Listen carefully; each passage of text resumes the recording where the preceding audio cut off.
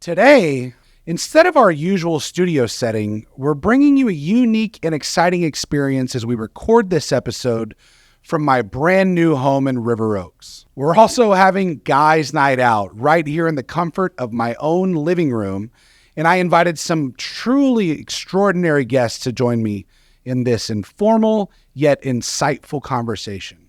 Joining us tonight are four remarkable individuals, each with their own inspiring journey and their own unique perspective on their own path to success. We have my good friend, Chris Mastrangelo. Chris is a father, real estate investor, broker, and proud owner of several exotic vehicles. We also have the opportunity to speak with Jag Gill. Jag is a 6'5" Sikh that can be found cutting it up on the dance floor and is always smiling with hundreds of friends around. He's the owner of David Wayne Hook's Airport and several hotels globally. Next, all the way from San Antonio, we bring on my good friend Reggie Troche, who owns a company in the medical supply distribution space. Then the wild card, a last-minute addition to the podcast group, my good friend Dan Henderson. Dan is a serial entrepreneur, investor, real estate owner, developer, and he's best known for owning big oil and gas equipment and service companies. In this episode, we'll delve into their personal stories. We'll share laughter and maybe even a few surprises. We'll explore the different facets of success, the challenges that we've overcome, and the lessons that we've learned along the way. So grab a seat, a glass of whiskey, relax, and enjoy us for this unforgettable evening filled with wisdom, camaraderie, and a discussion into our own individual path to success. Guys' Night Edition.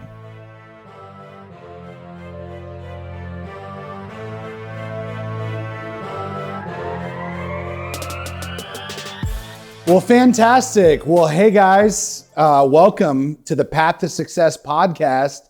Impromptu episode. I was actually having dinner with my good friend Chris Mastrangelo a couple of weeks ago, and Chris said, hey, we should invite our boys over for scotch and cigars, and let's just shoot this shit for an hour and a half. Now, one of the challenges is I just bought Chris's house this week, so I nixed the cigars.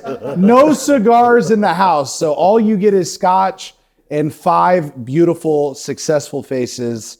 Of course, because this is the path to success. And so, hey guys, I'll introduce you all and then I'll let Chris kind of run the show with maybe questions and commentary, and then we can ask some follow-up questions and just shoot the shit. So we've got Jag Gill. How you doing? Jag's a good friend of mine, president-elect for the Entrepreneurs Organization here in Houston. Thank you. Jag is an amazing human, a fantastic dancer. He's a father. He's a husband. We've got Chris Mastrangelo, a real estate investor, broker, developer, all things real estate. I've known Chris for about 6 years now, and I'm proud to say he's one of my very best friends. And he's got a couple moves as well. He does. Yeah, absolutely. We've got old Reggie Troche in town from San Antonio, Texas. Yes, sir. Reggie is a business owner. He's a slanger of all things medical supplies and devices, and it's good to have you in-house. And then, Dan Henderson crashed the party. You may know him from LinkedIn fame. The man, the myth, the legend, he exists, Dan Henderson. The ghost, Fantasmo. If I'm the goat, then you're the ghost? I'm the ghost. You're the ghost. Well, he exists. I'd rather be the ghost. What is the ghost in Spanish, Reggie? Fantasma. I'm talking to your audience. Hey, maybe at least one of us is listening. Oh, well, I'm not fluent in Spanish, so we're good. Chris, let's kick it off, dude. What do the listeners want to hear us talk about? All right. So this isn't a typical where we have some subject. This is literally guys hanging out, but we do have a little subject matter. So we're going to talk about some things that are, I think everyone in this room is going to have a different opinion about and just kind of bring something different to the table. So first question to get us kicked off. Do we have to pass the baton on whoever has the floor, or are we just going to let Dan hijack us all night? I think go natural, right? We let people just talk when they want to talk. Okay. Great. No going around the room. Just the EO core values, trust just and jump in. respect, thirst for learning. Together we grow. Okay. Yeah, I I'm see with you. I'm with you. Okay. I'm with So we're gonna start off on an easy and super difficult question. Easy and super difficult. What's your advice to an 18-year-old today on life? An 18-year-old me? Let's call your son or daughter. Oh. 18-year-old child. What's your advice? Can I go first? Yeah, go ahead, Jeremy. 18-year-old son. So my oldest son just turned 11 2 weeks ago. And it's amazing because I can see him growing into a leader, right? I mean, he was a follower when he first got into elementary school. Sports helped him build his confidence. But obviously, with me being a business owner at a very young age, 24, I see a lot of pride in being a leader. And so the one thing that I'll tell my 18-year-old son is shoot your fucking shot. Shoot your shot whenever it comes to women. Shoot your shot whenever it comes to potential investments. Shoot your shot whenever it comes to potential clients and strategies, because guess what? You never lost anything if it doesn't convert. Yeah. And so that would be my feedback for him. And that's shoot your basketball terminology, right? No, I think it is more of like a dating terminology, asking the girl out. You've been out of the game so long, Jag, you don't even know. I mean, what do y'all think? Shoot your shot? Is that a bad? Like Michael Jordan with the shoot your shot, every shot. You miss 100% of the shots you don't take. So it is a basketball. And remember, the 18-year-old of today, it's very different than the 18-year-old of our generation. Oh, they're swiping right, waiting for shit to fall out of lap. Constant reassurance, a constant, They're smarter, and they're softer. They're smarter and right? weaker. Yeah. That's something we have to battle. Well, I mean, you've got a boy that's a fucking jiu-jitsu king. Yeah. Is he soft in social settings, or tell me about that? It's funny. He's actually diagnosed with Asperger's, right? So he's on a spectrum, right? But he's done really well with overcoming that. So it's a functional autism. So jiu-jitsu's really got him to a place where he's more social, right? He's got a ton of just, his ability to just get out of his kind of shell has really helped him, right? So for him, one thing I always tell him is, right now, at your age, you don't owe anybody anything, right? So be selfish. Be selfish with your time, right? Be selfish with your goals, right? No, you're not obligated to anyone right now. No one's depending on you, right? So be selfish.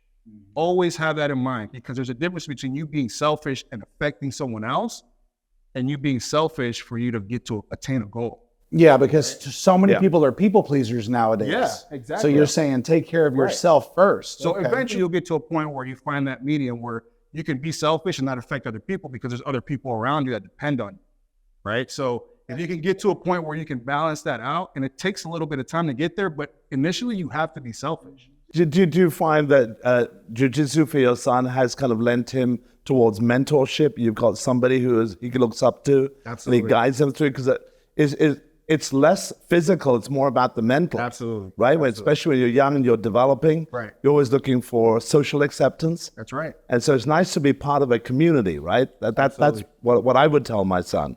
Is like whatever it is, you're into theater, you're into football, you're into jiu-jitsu, you got a bunch of friends who you got a hobby with, get into something and form a community, form a group that you really enjoy hanging out with. Because you got lots of chances to get it wrong when you're young. I want to put the spotlight on Jag, even though it's already on him. You have 3 amazing children. Thank you. And they're all great people. I know Thank them you. all well. They're smart. They're ambitious. Yeah. They're just good people. They're down to earth. Thanks, Chris. What's your trick, man? Tell us about raising them. I think it's not what you say, it's what you do. So if they see you hustle, they see you work, they see you out there playing, that's what they're gonna do. You can tell them all day, work hard, play hard, do this, do that, and it's empty words. It's what they see every day. And that's how it was with my dad. He was a shopkeeper for 30 years. I saw him walk into the warehouse. He takes off his business coat. He puts on his work jacket, and he's going to work. And you see him clean the counters, talk to the customers, sell them clothing.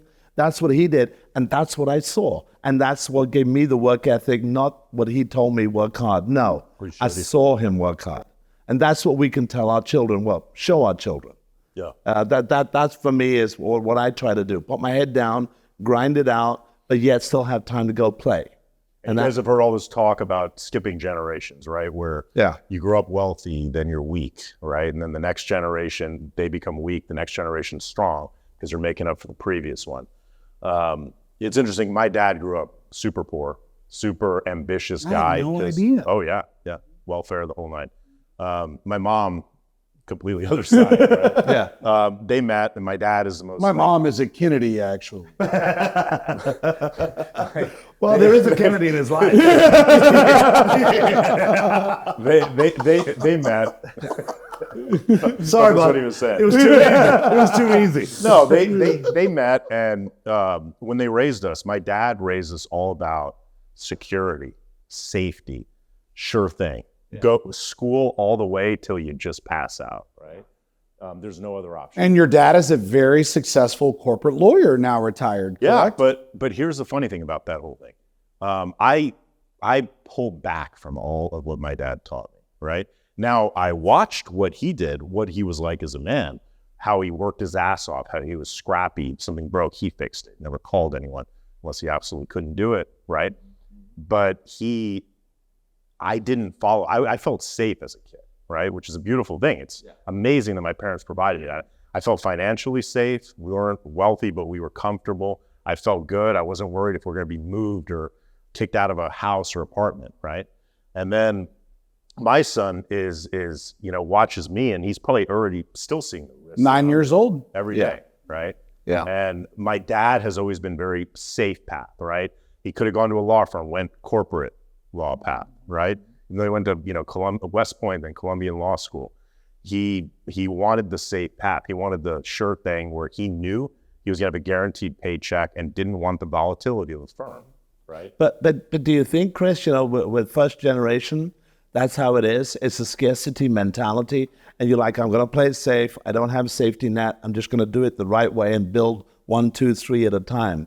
And now we've got the luxury to say we can scale up. We can go to 1 to 10. Yeah. Right? So I didn't have the same upbringing. My dad left when I was 9 years old. My little brother was 2. He and my dad had been in a car accident the year before, and he became a very aggressive person. And I remember him and my mom getting in verbal altercations, and sometimes it was physical. And one day, when my mom had just gotten hit, she had called my uncle, her brother. And then he came with my other uncle, and they whooped my fucking dad's ass. And they told him, you better fucking leave town or we're going to fucking kill you.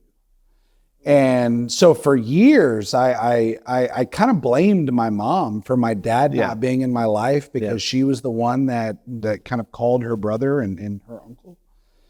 And it wasn't until many, many years later until I realized that, no, he was the shitbag, right? But I didn't have a positive influence father. I didn't have someone that taught me how to be a man. And so it's funny because you guys are independently successful from your parents' path that they paved, but I didn't have that same role model. And so who do you turn to as a role model? Harvey Specter. I don't know.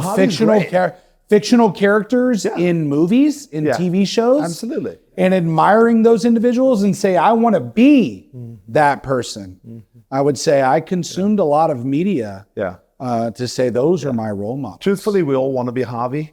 We're probably a little bit more Lewis, but yes, we are. Yeah, but I would say it's fictional characters, to be quite honest. Nothing wrong Harvey with that. season 2. Let's Harvey season 10. Harvey was not. Oh, he was a pussy. Maybe that's the I actually like endgame Lewis for at the us. end of the show better than anything. He became much more emotionally intelligent and self-aware. But Jeremy, one thing that you're not mentioning, you having that anger towards your father, it literally gave you the fire that brought you to the man you are today. That spark inside you to be different than him, to be better than him.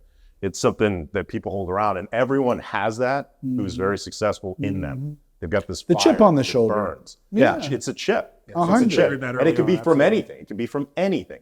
But if you don't have that chip, you're just going to be, you know, a Steady Eddie. Steady Eddie, right? Doing And, Monday. and I've got to say, you know, growing up in England, it was like that. You know, like the Indians are coming into England, and we always The dots or the feathers? we're both. Oh, okay. We're more of a push stop than a Did you pull stop. quote, Frank? Did you quote Frank Vega? Go ahead. The Indians are coming. Okay. We're coming. We're here. We're here. All right. Yeah. And so you're coming into England. You know, you're part of the Commonwealth, but yet you feel as a foreigner coming into another land, and it's the chip on the shoulder. But then you form that community, and you're like, okay, we're going to help each other as a community. We're going to grow together, and I'm going to refer business to you, and I'm going to help you, and you babysit my kids, and there is that community that goes there. So there's something good that comes out of that chip. A sense of community, a sense of, I can't do this alone. I need somebody to help me. And so that's what you have, Jeremy. You have us. You have us around you as your community. You know, it's funny that you bring that up, because I would say that at every point in time during my life, I've consistently surrounded myself with people that were further along in their journey than me. And what that did was that forced me to level up, right? When I was making 100 grand, I started hanging around people that made 200. When I made 200, it was 500.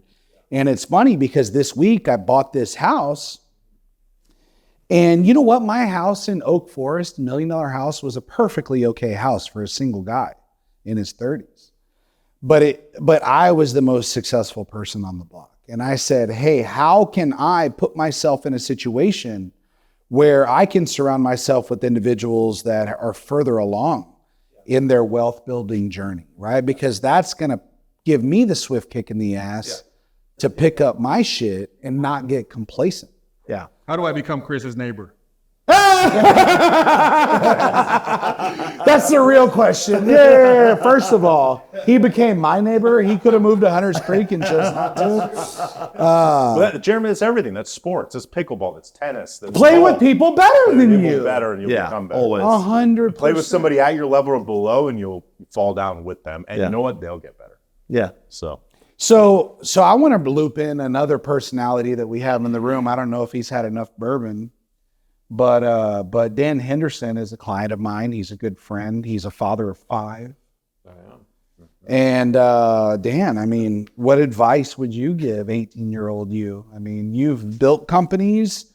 You've built several companies. You've monetized companies. You've probably experienced financial hardships over the last 15, 20 years in business. What advice would you give your kids? I'm glad you made that qualification at the end, because initially you said, what advice would you give to the 18-year-old? Oh, yeah. That's a whole nother conversation. 18-year-old you, he's like, get as much pussy as you can. I'll say, I don't even know if you're a real person, but I really have become very attracted to you. And I Me? mean it. I mean, just the genuinity. Thank you. You seem like an incredibly kind man. I'm really glad I got a chance to meet you. Thank you. You've never Likewise. had him hang out with Jag before? No, we've It's not never met each happened. other. It's That's been our attempted. uncle. It's never Yeah. happened. No, and what's so interesting is about Chris is that he, we've been friends now for quite some time. In fact, I was really not sure if he was a real person, but he's got this covert kindness to him. Yeah, he And does. He's got this depth to him that's really interesting, and the quality of people that he surrounds himself with are just amazing. So thank you for inviting me. Yeah. Thank you for Dan. for your transparency and your honesty. So I'll say that and just to answer your question, I love what you said about modeling the behavior. Because I candidly have 5 children, as Jeremy said, and one of those kids is my older kid. I call him my starter kid. He's 16 and struggling with some real challenges, with some things that I won't mention, just being that this is being recorded. But I'll tell you that what I have taught and what I attempt to instruct my kids is to be decent, to be kind, to be humble, to stay hungry, work hard, and I also hope that they see that in how I model behavior and how I treat others, how I treat my wife, and so, but I would say that, as life throws us the curveballs it does, and if I just had a clean slate to say, a 18-year-old son or even a stranger, who would be kind. Yeah. Because I think oftentimes kindness is mistaken for being nice. Yeah. Or weak. I was going to say weakness. But hold on, let me finish this thought. You stole his punchline, Jag. No, you didn't, because those things are It's true not too. my bag, baby. And in fact, it was Chris that did it, not Jag. He's just easily influenced. I'm still a nice guy. That's good. But I would say that nicety oftentimes can be confused for being kind. I don't consider myself a person that's nice. And I think oftentimes my personality and, just a lot of things about me, my angry face, all of the things that I can't change about me, that I have to work really hard on shaping the experience that others have when they meet me, is something I have to work on. But in saying that, I do consider myself to be very kind, and I chase kindness. I chase humility. It's why I like to write that publicly, because it's what holds me accountable, because that's really what I'm aspiring to be. And then the other thing I would say, so outside of being kind, and true kindness, is don't get caught up in comparison. Yeah. Because I think oftentimes comparison is a real killer. Oh, it kills joy right there. It does. And particularly, and I can't speak for all men. I can speak for me and a couple of other people that I know that happen to be of the male Gender. Descent. Male descent. Of the male genitalia. It's a very different world that kids live in today than what we did. As a young boy, I not only was I a person who was bullied and picked on, because all kids were picked on. Yeah. I was one that did the same, even when I didn't feel right about that. But today it's a million kids pick on you. Yeah. So social media. right. Virtual, It's expanded. It's just a difficult place. So if as I was thinking of what could I add to the conversation that I think experientially and or that could be something that would allow for any of us to walk away and say, man, that's something I need to think about. It's that I think the key to instruction is, well, let me say it this way. I think it's just as important to listen to our kids as it is to provide any kind of real advice. Yeah. It's interesting, Dan, you say that. We were in South Africa not so long ago, a few months ago, on an entrepreneurs organization, EO as we call it. And He was a previous member. Oh, you were Dan was previous. in 5, okay. 6, I got 7. my feelings. So you EO. Oh, who hurt your I'm very feelings, sensitive. I Dan? won't mention that, but You're the mean guy, man. I No, thought I'm you were. telling Well, guess who's in charge now? These three fuckers. I used to tell my wife, you don't know you married a lesbian. So sorry to interrupt. No, it's fine. You have feelings. That's okay. I got real big feelings. I can feel it. so I do can I. feel it. I got one of my 5 kids that has a lot of feelings like I do, and he Well, Dan, I got a question for you. So we're in entrepreneurs organization. We're in South Africa, and one of the headliners says to us, if all you do is teach your children how to be like you as a person will remain static. How about we learn from our kids? What? well, What do you? exactly. How is that It was possible? an epiphany. What do you mean Because by you that? figure out you're raising adults, not children. That's right. Okay. Thank you. That's exactly what that You means. figure that out real fast as a parent, and especially as they become teenagers. It's literally like they become aliens. It's like, Yeah. who is this person? Yes. How is this person even related Yes. to me? Overnight. Yes. Yep. Overnight. It's insane. So, but yeah, I love that. So I met a person, a 34-year-old lady out of Portland, Oregon, and we were at the same seminar. We understood, how do you learn from younger people? I'm 59, and so I asked. You don't look a day over 58. Appreciate you. It's the oil of the late regimen that I'm working on these days.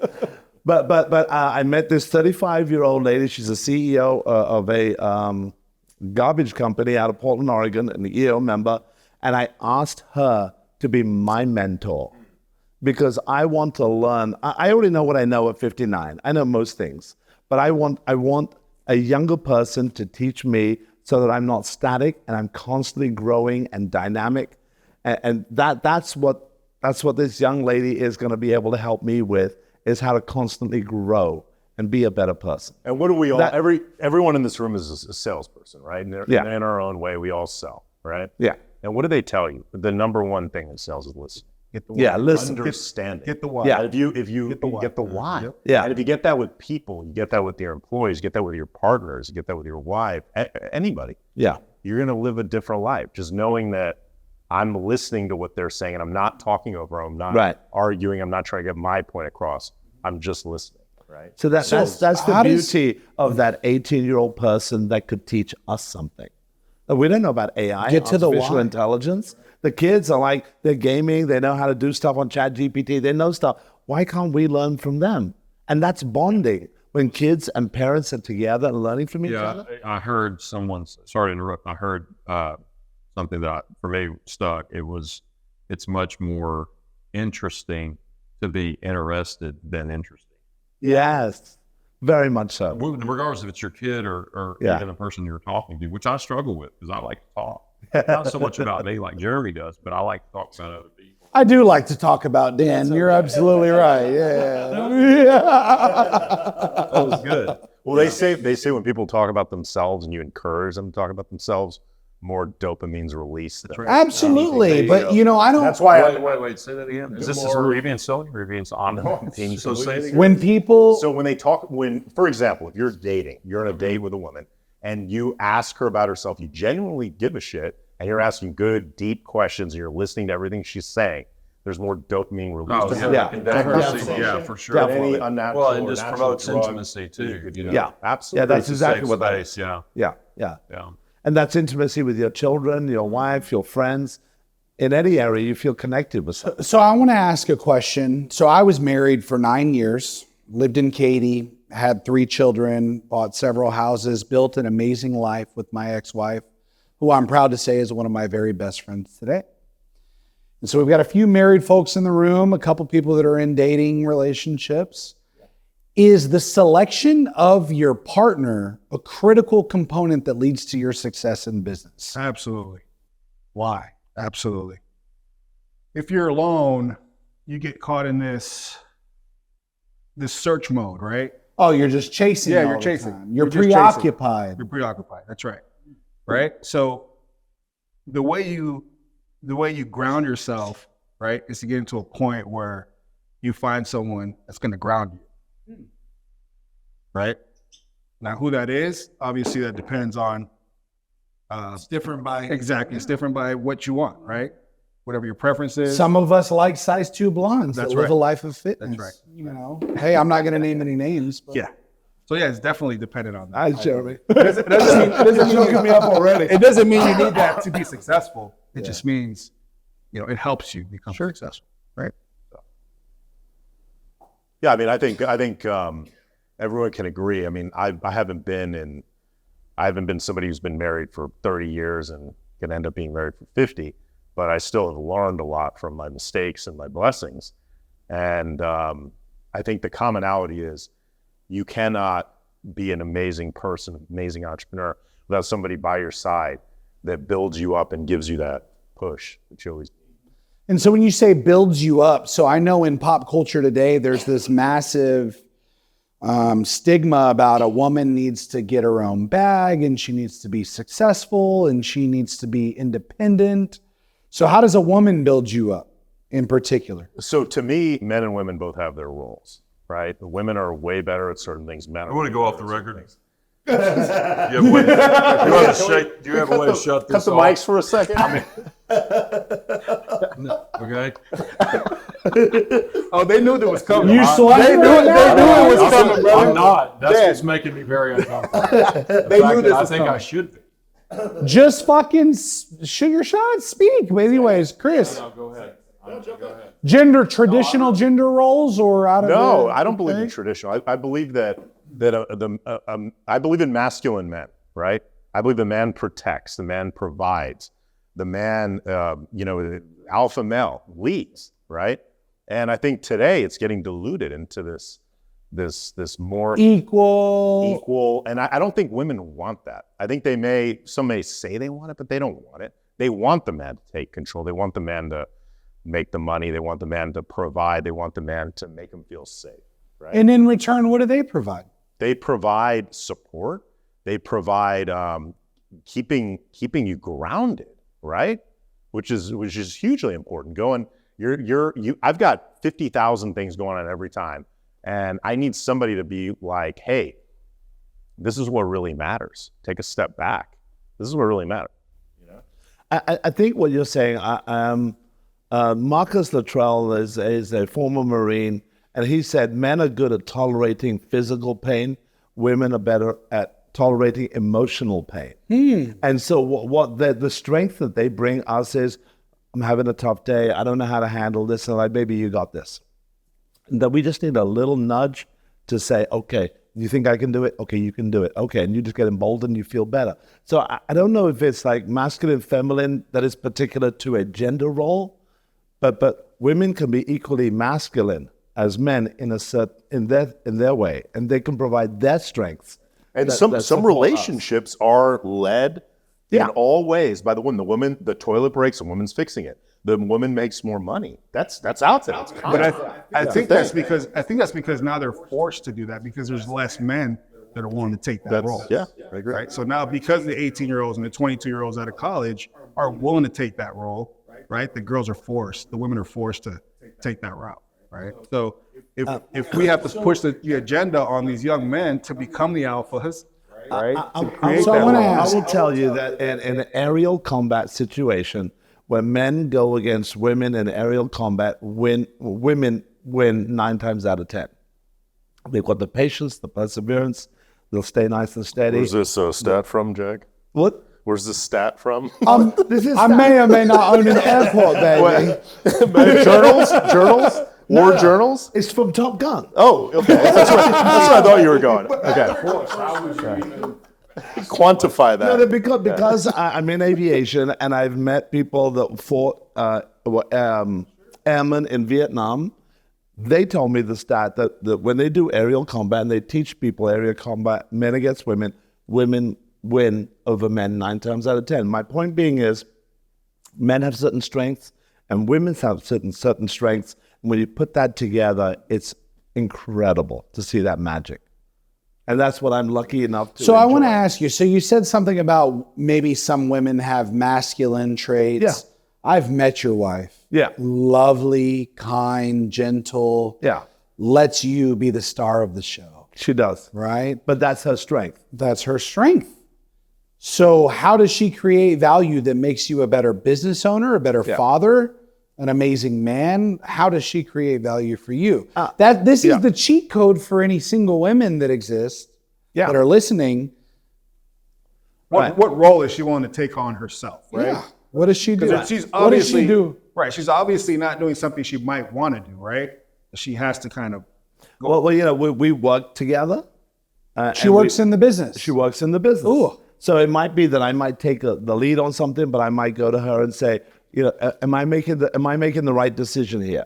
And she'll be like, okay, X, Y, Z. And you help discuss it, you conference it out and say, okay, now I've made a well-rounded decision, I go for it. Kids, you know, should they go into theater? Should they go into play? Should they go to this school or that school? You conference it out and you talk about it. Now she'll be leading at home. I may be leading more work, but I gotta tell you, well, whether you're on gas or you're on the brakes, it doesn't matter. To drive a car, you need both, and you put that together, and it's a beautiful marriage, it's a beautiful relationship. And you raise beautiful babies, you have great friends, and you have a happy life when you're equal partners, but knowing that some have strengths in one area, some have strengths in others, and you put that together, and that's what makes them strong where you're weak, weak where you're strong. All day. So it sounds like the reason why she has so much confidence in giving you feedback on all these decisions is because you're receptive all day to taking her feedback. Well, you have to realize you're not stubborn. You haven't already made up your decision whenever you bring it to her. Well, I know I have weaknesses, and I know, like, baby, tell me, look, am I overthinking this? What am I doing wrong?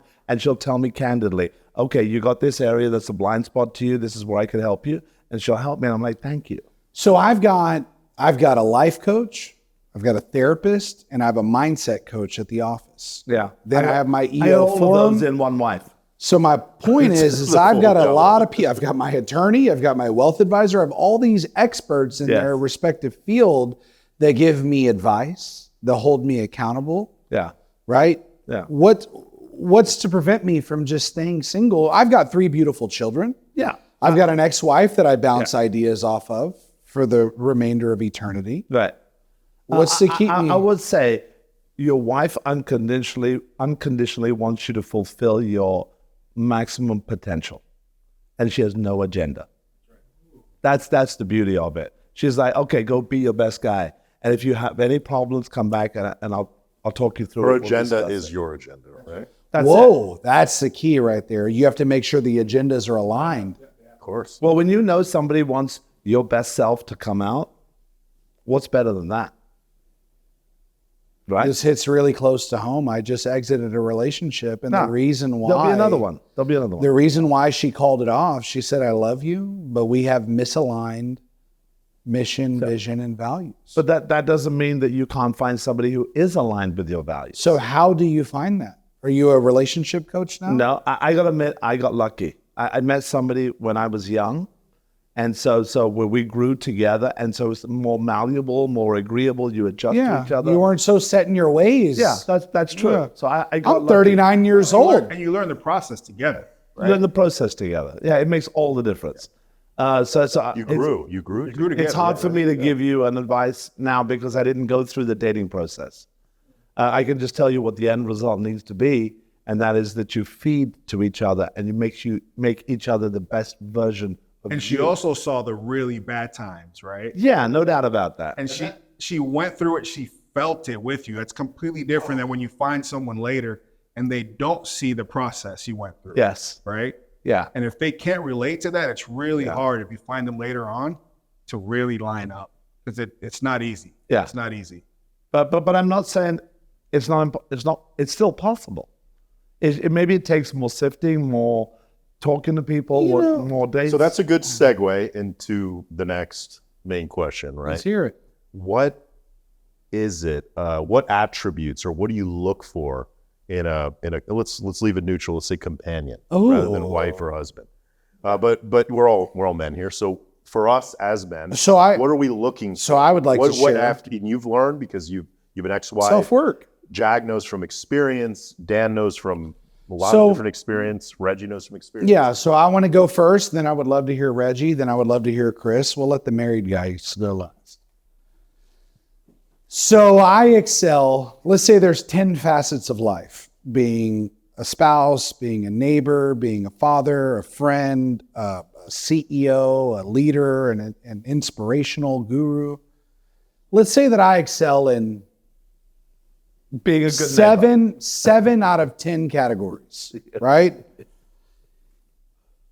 I don't need a partner that is a 10 out of 10 in a category where I'm already 10 out of 10. If I've got business under control, CEO under control, investments under control, I want a partner that's going to motivate and inspire me to achieve my full potential in categories where I want to be better at.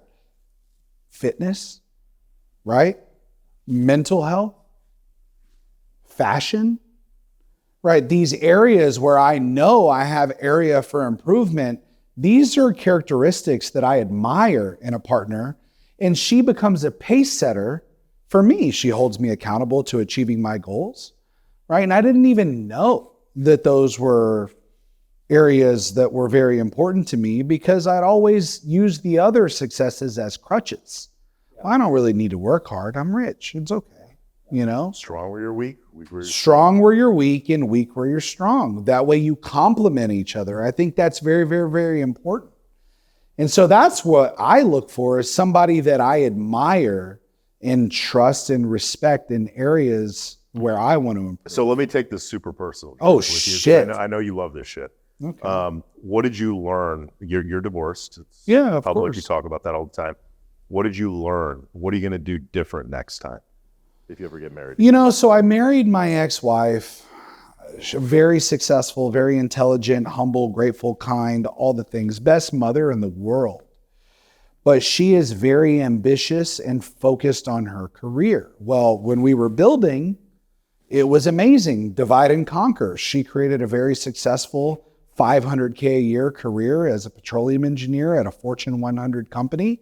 I created a very successful business, right, in executive recruitment. But we had gotten to a point where the money that she provided, it didn't matter anymore. What I wanted was a cheerleader, right? I wanted somebody that would be affectionate, somebody that would give me attention. Well, guess what? She had built her entire future around being an alpha female where her own identity was her professional success. And while I still love her with all of my heart today, we have very misaligned expectations and what we expect for one another. And so what I'm looking for in this next season of life is somebody to just take care of me emotionally, physically, hold me accountable. I don't need a boss, but I need my boss. But it's because you've gotten at a point in your life where unicorn. yeah, Hey, don't we all need unicorns? No, actually, we don't. Good luck finding that. No. We'll talk about it. Well, so I want to, because I didn't get a chance to talk in the Oh, well, I'll go the fuck segment myself. before the segment. No, I don't want you to do that. This is great. I'm just glad you called me 3 times to make sure I was going to show up. Daniel, Just for the abuse. Okay, go ahead. No, but in all honesty, let me go back to the question that you asked, which was, can you be successful? I mean, paraphrasing, without a partner that has your back. He's going back 3 questions. Okay. He's been So I would say, and I agree with Reggie, the answer is yes, of course you can. It's a lonely road. It's a lonely road to go do it on your own. Okay. Sounds like you have some experience in that. I certainly do. I did that for a long time in my previous marriage. I did it a long time in my current marriage. Mm-hmm. I don't do that today. Okay. So secondly, to your question, a really comment and statement that on the record, I'm here circumstantially. I did not sign up for this, and the opinions of bullied others into do it, not just like you were reflect bullied mine. before. Thank you. Was that an NDA? What was He was bullied into it. That's I mean, man, I feel like I need to write your wife. Well, everyone knows you show up in a T-shirt. God damn it! $10 You just from sold the Todd company for $314 million. What are you doing? What is But anyway, who's counting? Haynes her way? I've never had any money, thank God. But here's the point. to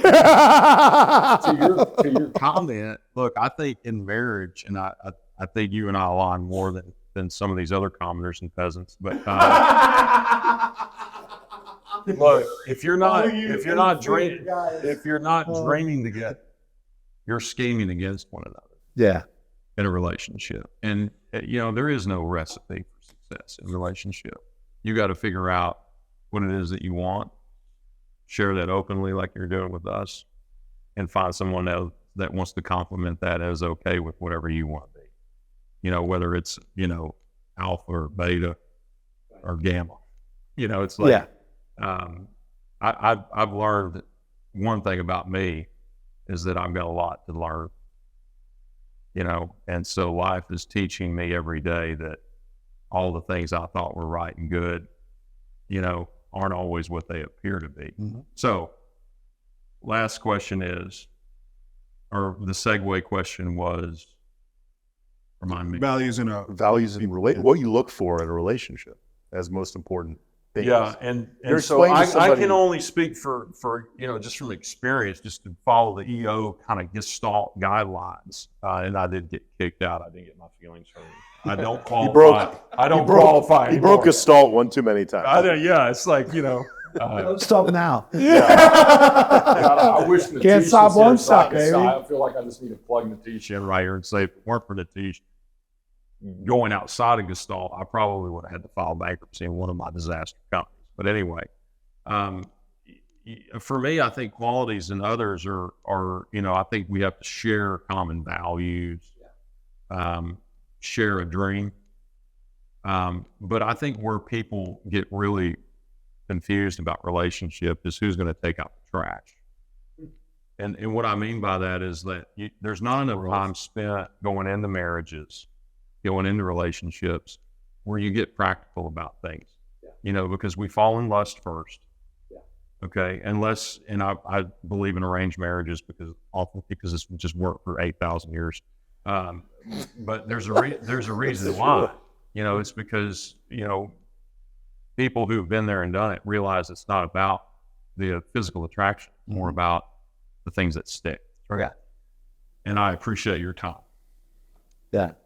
And by the way, Welcome to my is the TED most Talk. miserable chair. Welcome to my TED Talk, he said. Oh, TED Talk. So tell me about the one core value that you believe you support your wife in.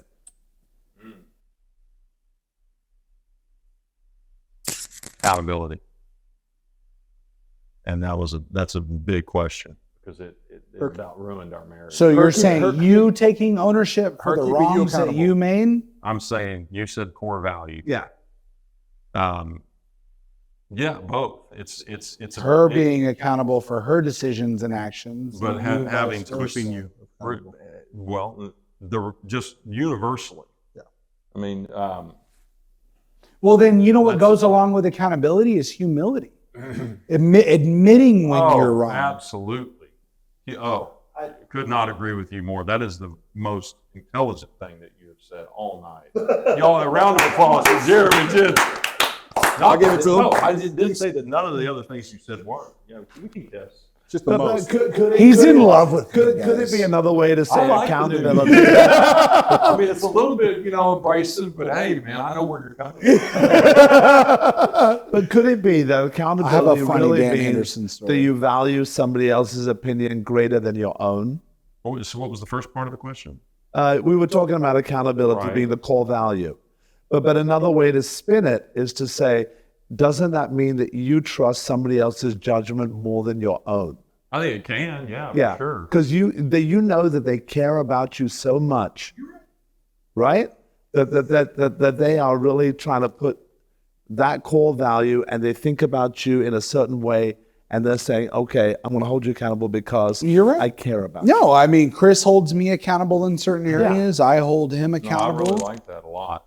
Yeah, I needed a minute to think about it, but I do like that. it's a deep. lot. It's deep, It really is. It's very Yeah. evolutionary. right? Because you've I'll got be to thinking be. about that. For a while. I'll need your number, but don't give it to me unless you want me to call you 8 times a week. But what it does is, we talked about masculine and feminine. It taps into your I did feminine not. side. Y'all did. We did. But it taps into your feminine side. It taps into your feminine side, so you're like, it's okay if I'm submissive. Just submit. Yeah. I'm going to submit because I trust somebody to care about. I think men for the most part are confused about what it means to be a man. Yeah. How so? Period. Just because you mentioned earlier about the idea that kindness can be confused for weakness, and I would say that is not only true, but there's a lot of other things that can be very confused with being weak. Mhm. And I would offer that meekness is much more powerful than any other quality in a man. Explain, what is meek? Meekness is essentially knowing you got a 454 under the hood, but you never hit the gas. That's right. You don't have to You talk don't about have it. to. Low key. I don't need to get the gas. Is the weakest guy. Yeah. I mean, so men generally, Yeah. The alpha doesn't have to say You he's don't the need to- alpha. Yeah, you don't need to prove yourself. men typically, and this is somewhat being silly, and excuse my French, but I call it swinging dick syndrome, and there was a lot of that going on today. But at the same time, if you were listening closely, onlookers, welcome. There's a lot of intimacy that's in the room tonight. There's a lot of honesty, and so in saying that, that's where the real men connect. I believe that, speaking very personally, I think that pornography and men, any kind of, behavior that is unfitting for a relationship or any of it is a lack of intimacy among men. Because they're too afraid to look weak. Right. But what are we talking about? Kids tonight. A bunch of dudes sitting around that have got more change than what they need. Just that simple. And motivated by a number of different things. I relate to some of your story. I know your story. I'll relate to that. I don't know Reggie and Jag Gill well enough to know, but We have the same taste in clothes. clearly, I've been wearing the same clothes for 10 years and stopped cutting my hair. And be playing the piano all night. There you go. No, I'm kidding. That's the second time he's brought it up. I know. Well, I'm very We're gonna end insecure. this. We're gonna end this with a little It's piano just, I'm time. very insecure. You've staring scratched over there, it too. and moving. Yeah. He's I not mean, really you clearly looking at don't care about this Well, instrument. Well, I will ask. So this is the Path to Success podcast, and so I will ask Chris, and then we can go around. What do you think that was the most defining moment in your entire life that contributed to your own success journey? Was it an event? That's a great question. What was it? I can start. Yeah. So I grew up always visualizing what I wanted to be, and I never knew really how to get there, and I didn't have any examples that got to where I wanted to get to, right? Success-wise, business-wise, not personal. So I remember I'm sitting down, I'm in college, I'm senior year, I'm 21, call it. Became very good friends with this guy. And he's talking about his dad. He said, my dad, came from nothing. He was actually from London. He was an Iraqi Jew from London. So a lot going on. Yeah. So he said to me, my dad, we're watching like Miami Vice or some shit. And he goes, yeah, my dad had a Daytona in 1972. I'm like, what? And I was like, how old was your dad when he bought it? He goes, he was 27. I go, like parents' money? And he goes, no. He made money in real estate. Started when he was like 19. I was like, what the fuck did you do? How old were you at the time? What is the I was 21. Sorry, I'm on a cargo. What's the significance of that? I was 21. Significance of what? It's a Daytona. Oh, the watch. Sorry. I thought you No, meant a car. It is 72 Ferrari Daytona. Oh, Sorry, I should Ferrari be more clear. Daytona. You want to go take a seat over there in the bar? I'm in the minor leagues. I'm in the minor leagues. in tubs. So Talking so about- this is Miami Vice. So the significance is that car back then, 1972, someone buying that car at 27, self-made, huge deal. Like how much? We're talking a handful in the U.S., maybe, if that. I wouldn't even think there's a handful, right? So he told me that story, and I remember thinking, how the fuck did this guy's dad, self-made, made all his money himself, didn't come from a money family, buy a brand new Ferrari back in 1972, and people's minds were blown by wasting or extravagance. It wasn't even looked upon like it is today, right? So I heard that, and I could not fucking stop thinking about it. It literally every day I thought about it. And then my friend, his name's Austin, my friend moves to New York, and he says, moves to Manhattan, gets into commercial real estate. And he's like, come with me, come to Manhattan. So I hurry up, finish college. At the time I owned 8 houses in Arizona. I literally 21 years old. You owned 8 houses. I was 22 when I left, but yeah. Wow. I put them all on the market. My brother was a realtor in Arizona, put them all on the market, dump them. I packed up all my shit, moved to Manhattan. 22. And I said, Manhattan is the real estate is the industry to be in. Commercial is the part of real estate to be in. Right. And Manhattan is the mecca of all. for sure. And there's nowhere else for me to So go. you just bet on yourself. And the whole You time, did the opposite of play it safe. It's the most volatile market that has ever existed I didn't even think with the about that. biggest numbers. And you said, I'm going to fucking make it happen. Yeah. And I wasn't even thinking about the fact that it's the most competitive environment. Yeah. It didn't cross my mind. And it should have. I mean, I could have stayed in Arizona and done fine, right? I think you should tell the people your story about how you used to dye your hair. Zach Morris to be fair, I don't think Frosted you should Tips. I don't think that you at that age could have understood No. the lion's den of the I have org. no idea. Chris, how old were you when you bought your first 6-figure purchase that wasn't a piece of real estate? Watch, car, what was it? Good question. I don't even know.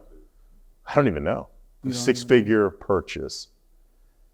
What was it? Well, your first Lambo, your first AP. So back to that. I think the first purchase over 6 figures that wasn't real estate related was a Lambo. Yeah. And I bought that. I was 26 years old. I know this story. You It's know, a great story. you heard this because you watched my Breakfast of Champions, right? Exactly. That's how we bonded. It's a great. No, it really was when I actually got to see the man behind the glass, the big ones, the big glass. The big Porsche Gold. design, Porsche design glasses. Thank you. I've got a pair coming for you. He did just get a very sizable You're Nashville deposit. dad now. You're Nashville dad. No, He's 1031 exchanging for those glasses. so I did. I talked about this path I made where I said, I'm going to New York. I'm doing this. I'm doing that. Got into brownstones, started flipping brownstones, made a huge payday on a brownstone. I remember, I mean, I had more cash than I ever knew existed. 26 years old. What kind of cash were I we was talking? I was thinking 25, right? I think at the time I don't remember what I made on the deal, but I think I had $600,000 or $700,000 in my account, right? At 26, and it was the first time I've ever had any near that much money. Went to the Ferrari dealer to buy a Ferrari. Yeah. I was buying a 360 Modena Spider at the time. This makes so much sense now. Walk in there, I see the Ferrari. I'm looking at it. I'm like, okay, this is cool. He goes, yeah, let's come in the showroom. Let's sign paperwork. Okay. I see this Lambo at the time, and this is 2006, and it was a 2004 Gallardo, right? Yeah. Silver. Very masculine, very rigid edges. I didn't see anything like it. Oh. I'm looking at the Ferrari. I'm looking at this. Yeah. The Lambo is where it's at. I'd buy that car out in cash, right? No financing, no nonsense. I'm in fucking Manhattan with this thing, right? I'm driving around a fucking Gallardo, hitting potholes. Construction workers are fucking whistling at me. Imagine that. So I'm driving around this thing, just trying to and I am appreciating every fucking moment of it. Anybody who buys that for their first time, they don't. I was sitting in there. I knew what I had done. I felt the pride of what I had done. I can't explain the feeling of how good it felt. Pulling out with that thing, having it, owning it. And then, you fast forward now, I don't give a shit about it. I don't fucking know the difference. I get in any car, I don't care. And I love cars. It's not a passion thing. It's the fact that that was when it was first me. The first time I rode in a Lamborghini or Ferrari was the time I bought mine. I never even sat. Yeah, it's like Nolan and Ryan throwing a no-hitter, man. The first one, woo. Yeah. Huge deal. The second one felt good. Then it becomes, the seventh one, it's life. It's normal. Right? You're desensitized to it. And so how do you maintain that level of excitement at 43 years old, 50, 60, 70 million dollars later? How do you maintain that level of excitement? 170. Well, I mean, I don't think I want to. I don't need it anymore. I want to focus on kids, family, things that matter in life, right? And it took legacy is what it sounds like. Yeah. My priorities are different. So I'll share my story, the kind of inspo for my path to success. So when I was 22 years old, I was doing inside sales for an HR consulting company. I was fucking cocky, arrogant, not much has changed. Thank you for saying that. Yeah. And We're lining up to say it. making six figures as a 22-year-old, just fucking doing inside sales, call center. And I was sitting at a Buffalo Wild Wings in Sugar Land, Texas, and there was a guy sitting at the bar at 3 p.m. on a Thursday. I don't know why I was there on a Thursday, but he had his laptop open and he was looking at a brand new M5, which was my dream car at 21, 22 years old. And so I walk up to him, I said, "Sir, are you thinking about getting that thing?" He goes, "Yeah. It's going to be my," what did he say? "My 8th M." The guy was in his mid-30s, max. An M? I'm the proud owner of an M8. I had an M5 before. I'm a huge BMW M fan. But at the time I asked him, I said, "If you don't mind me asking, what do you do?" And he said, "Oh, I do regional sales for a company that sells flame retardant clothing." And here I was thinking that in order to be a millionaire, you had to be a lawyer, you had to be a doctor, right? A corporate executive, you had to go to Harvard, Yale. I said, "Regional sales." I said, "Explain this to me." He goes, "Well, I just sold an account, Marathon Petroleum in Texas City. We drop off 2 uniforms for all their 2,000 plant workers to wear. And then a week later, we go drop off 2 new ones and we pick up the other 2 and we wash them for them." 5-year contract times 2,000 people. My commission on that deal was $83,000, he said. And that's what planted the seed of why the fuck am I selling deals for $100, $200 commission at a time? It's B2B sales. Yeah. How can I create a relationship with a corporation that cuts 7-figure POs? What's the commission on that? Yeah. What about the lifetime return on that relationship? Yeah. They're buying from him for the next 50 years. Now you have 83,000 in commission times 10. Yeah. Right? That's what changed my life, was selling to companies rather than selling to people. But wouldn't you have said that entry point you came into led you to that path? 100%. I didn't even know that it existed, Jag. Right. I thought when I was 22 years old, I thought existed. I didn't even know that it existed. B2B sales, come on. Nobody likes What's Dan Henderson? Nobody wants to deal with the retail customer. Henderson Riggs. Office hour. Dan, hold on. I have a serious question. Dan, what's the biggest check that you've ever physically held? I know there's a lot of ACH, a lot of wires nowadays. What's the biggest check that you've ever held in your fucking hands? One that I couldn't write. How much was it? One that I couldn't write. Tell the goddamn number. No, I don't keep up with that shit. It wasn't significant. He knows to the penny Not and he even doesn't want to remotely. say. Trust me, we are very different people. How much? I don't keep track of it. I will tell you the answer to your question is this. When I went broke at 23 and couldn't put gas in my Lexus at the gas station, that was the key to my success. I didn't want to be broke anymore. That's the So you haven't been broke Reggie, since you were 23? I mean, I'll tell. I'll tell you. No, we didn't. Go ahead. Reggie, you want to go next? So I go to college in D.C. and we come to Houston, and we don't have much credit because we got credit in England, but that doesn't really translate over to the U.S. And so the first piece of real estate, David Wayne Hooks Airport, we purchased, it was owner financed. You didn't need U.S. credit. But when that owner financing finished up 5 years in, you had to go to a bank, a commercial You bank. paid it off 5 years in? No, I refinanced. Oh, understood. I refinanced it. But to have no credit or very little credit and not be established in the U.S., I remember going to 4 or 5 banks, 7, 8 banks. It was bank number 28. Bank number 28, and I'm like, 27 have rejected me. I got one more to go, and then I don't know what I'm going to do. Go back to England, maybe. Maybe this is door 29. Yeah, or maybe yeah. Who's counting? Yeah. Back in those days, I thought 28 was it. I didn't know. You know, What was you're this? right. 890 something? What Yeah, was it? back in 89. 89. Yeah, probably 95 by the time I Yeah. actually looked for refinancing. Excellent. Yeah. Bank number 28, Bank of America said, "I'll take a chance." Why the fuck is Bank of America number 28? Well, this is 19 what? Yeah, 1995. A little startup Yeah. called Bank of America. Well, yeah, no, they were hungry. It's circumstantial. They're a very hungry bank at the time. That's Bank it. of America, yeah. And it's a specialty piece of real estate. It's an airport, and there's a bunch of people who came from England that didn't really know how to run this place. And bank number 28 said, "Okay, if you put $100,000 deposit down to show me good faith, we'll think about it." And I had to scrape $100,000. I had to scrape $100,000 down. I put it down, and when they finally closed the deal, bank number 28, they said, "You know what? We never even cashed that check. That check sat in my drawer. I just wanted to see if you could write it."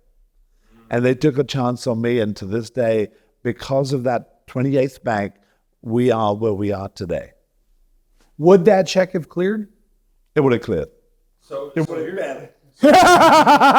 You bet the farm on that airport. We'll talk about we'll talk about Bank of America offline, but I do have a question for you in that story because that's a great story. I don't know if the listeners were paying attention, but you said you were buying an airport. Yeah, the family purchased a David Wayne Hooks Airport in 1989, and it was owner financed. But then 5 years in, when the owner financing finished and we had to return their money, we had to refinance it, and that's what Bank of America. That's very came. interesting. You So don't clear, own an so airport? clear, so clearly, I don't own an airplane. We can talk about the economics of that when you have time. But Sure. No, I'm speaking best to way- owning an airplane. But $100,000 clearly must have been a drop in the bucket to the loan that they were providing. Oh, absolutely. Yeah, that's the significance of the story. That's the significance of the story. Yeah. No, you're absolutely right. Did I have $100,000 that I could deposit with them in order for them to give me a several $1 million So they bought you. refinancing loan? They bought you. Oh, They bought me. Yeah. interesting. And That's really an incredible Has that story. paid off 30 years later? Absolutely. But it's still, I still remember Al Welch was my banker. And I remember he looked me in the eye and he said, I'm going to take a chance on you. And Such after a great after story. bank 28, I'm like, thank you. I'll never let you down. And we did not let him down. He was married God, to that's a a great Sikh woman. Yeah. He had a little special place in. Truthfully, I was married to Al Welch for a long time. 7.8% every Yeah, fucking baby. month, compounded monthly. But there are defining moments in your life, right? Sure, in that- business, huge. in your Wow. personal life. That was a defining That's a moment. great story. It said to me, maybe I would have gone to Bank 29. No, you would have for Never sure. give up. For sure. Never give up. You would have gone to bank 2,900. Yeah, you would have Yeah. done it. You would have kept going. Just keep going. This goes back to my advice to my 18-year-old son: Grit. shoot your shot. Shoot your shot, Shoot your grit. shot. All the same advice is commonality. Like Yeah. be gritty. Don't stop. Don't give up. Shoot your shot. Take risk when you're young, not Yeah. when you're old. Yes. Right? Now it's about maintaining, right? I mean, For our next podcast. On we've Path- got, but think about it. We've gotten to a point now where if we can consistently get a 7%, No, but he's It's a right. teaser. I mean, it's true. You just don't want to lose the But farm. that, but honestly, you lost everybody that's paying attention. That won't go on the record because that's 1% of. No, listen, that's 1%. In other That's words, true. you're getting to the place where You're right. it is about retention. It is about management. It is about how do you keep it. That's a different level. That's a different game that you have to play. Because guess what? Everybody wants it. And every person you meet from this 4.4, Jeremy, is going to want something that they even think you may have. And you talk about it in a way that's very convincing. So, this is a compliment. I'm not being ugly. I'm being very honest. You do have a real gift. And I mean this in terms of engaging others. You have an incredible voice. You're an incredible writer. People respond to that. Okay. So what I'm saying is that to your question, and this definitely is not part of this podcast, about maintaining, that's a serious question. You're among friends. That's something that you do need to get with some guys that understand when people come after it. And it's everybody, man. And it's unfortunately oftentimes the people that are closest to you. My best friend knows it right there. Reggie, firsthand. you're up. That's right. We're back on record. Back on record. Oh, they'll in my life. be careful. Be careful. Be You know, careful. it's a fine line though, because I mean, I feel like the chip on my shoulder that drives me.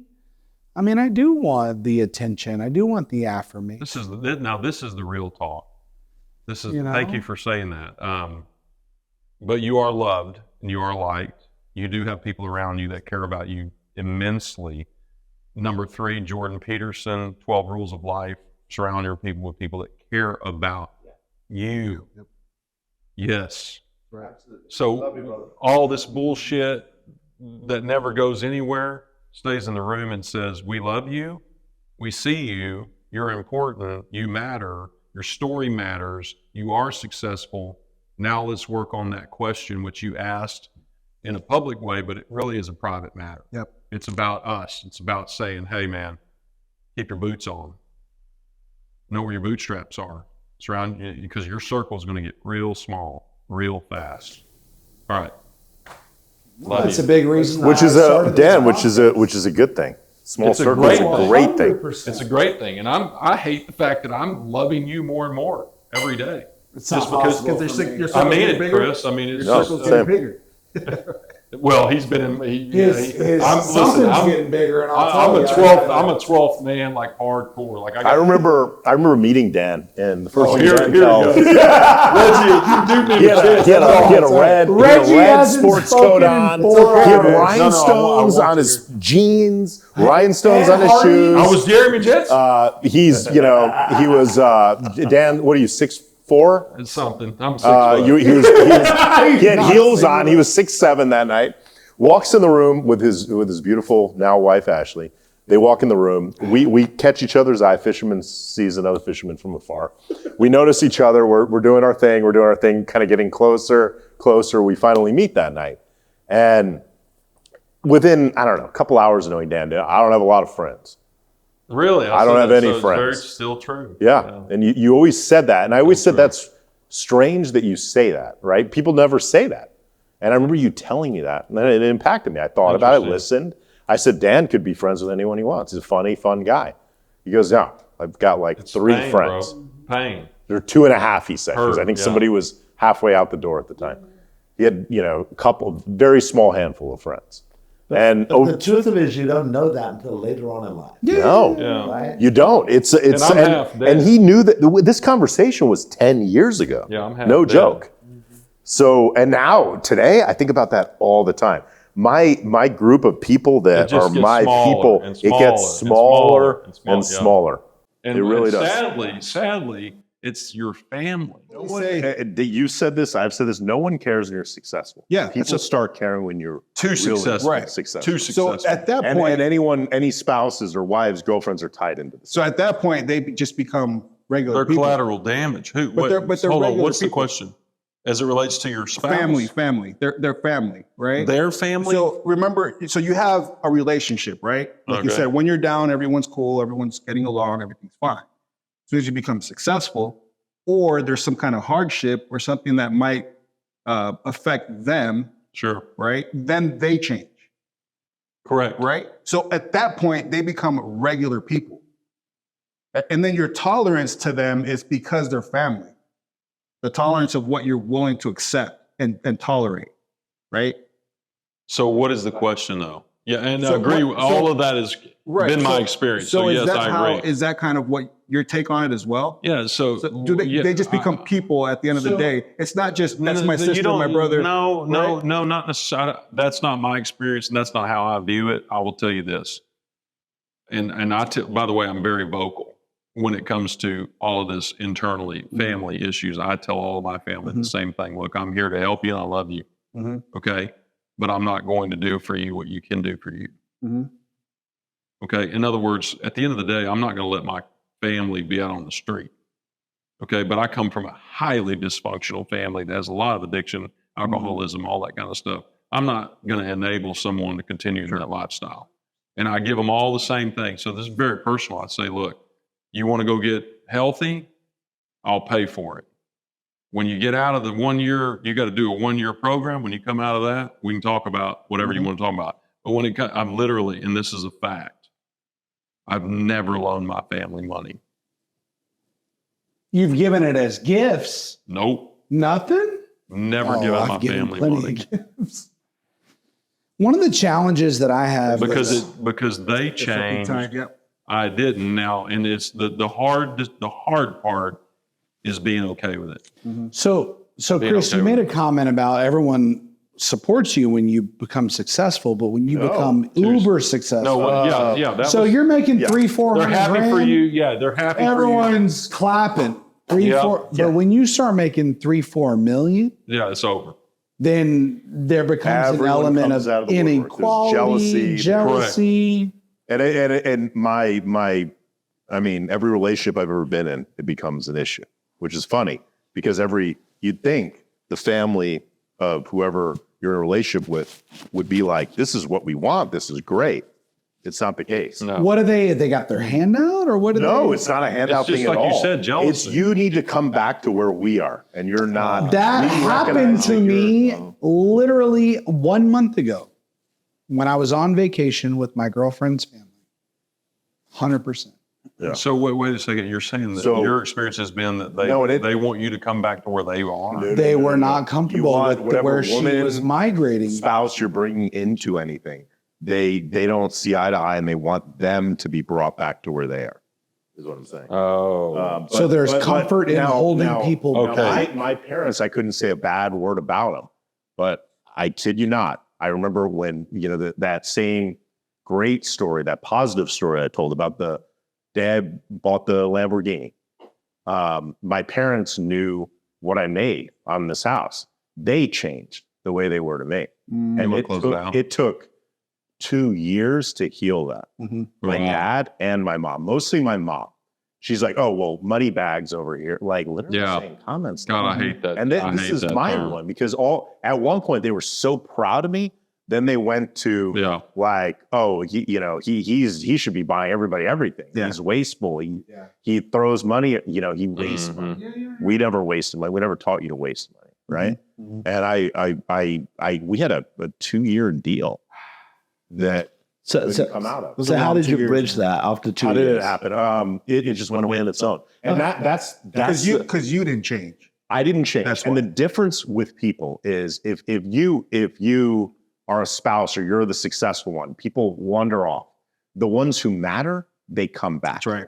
And I don't think my parents weren't hateful about it. They just, they didn't, I don't think they understood it. And I remember yelling at my dad because he told somebody I bought the car. At the time I was in litigation, right? You're talking about back when you were 26. Yeah, I was Oh. 26 years old. I was in litigation. Someone was suing me over a house they bought, over like foundation issues, right?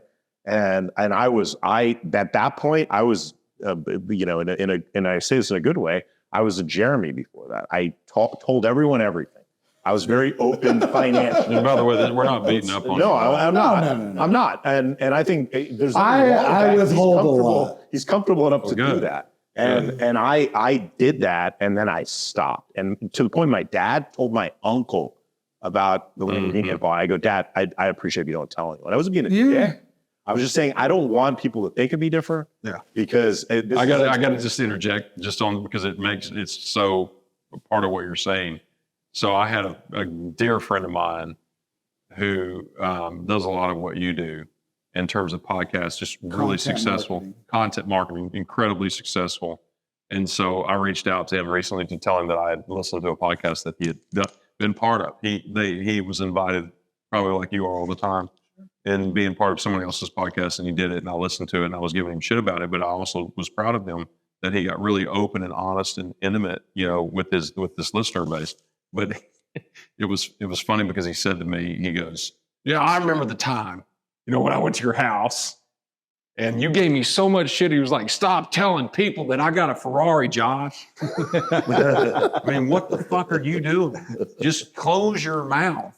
Okay. I don't need my business being out in front of everybody's, deal because, and he had not learned that. So he brought that story back around and said, "Man, I get it. I get it, man." I want to go around and whoever's to our right, I want to just do a little praise report. Okay. Right? Something that we respect and admire about the person to our right. We go Jag this way. Gill. About who? To the right? Jag Gill, my 6'5" Sikh friend, the most social, never met a stranger, always smiling, humble, grateful, amazing husband, incredible father. The most admirable component that you have is your ability to be a very present, kind, and attentive husband. Thank you. That is something that I aspire to be. And I just want to tell you that I love you for your friendship, your authenticity, your vulnerability. And I just look forward to every single day that I have the honor Thank you, to brother. spend with Fuck, you. who's following that? That's great. I guess I have to. That's Thank you for that. All right, go for Chris. Okay.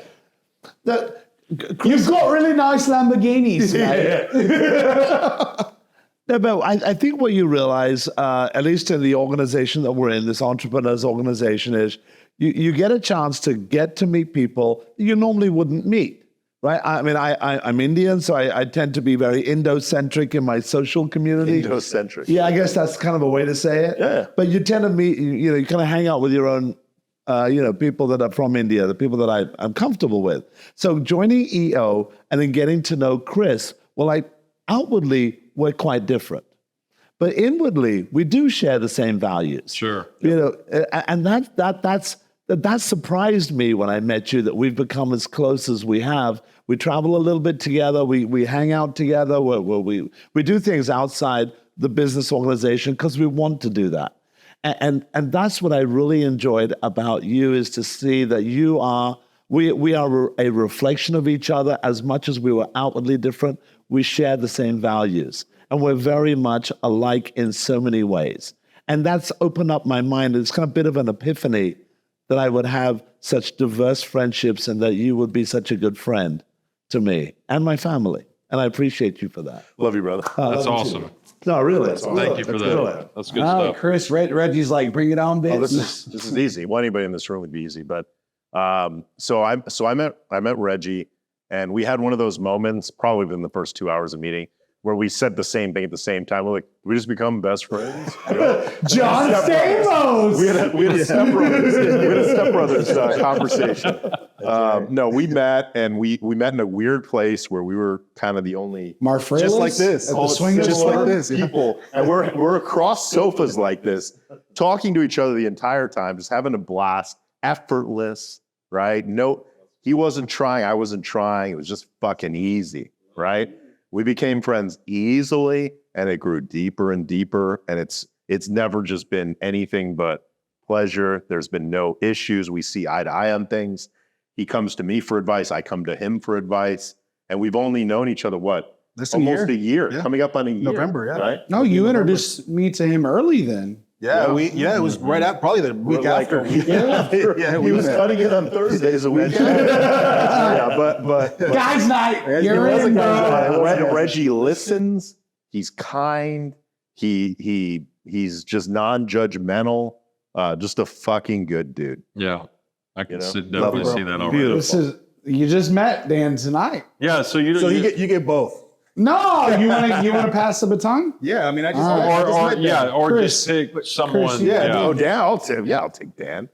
Dan is the probably most. I'm a very diehard loyal person. And until I met Dan, I thought I was one of the most.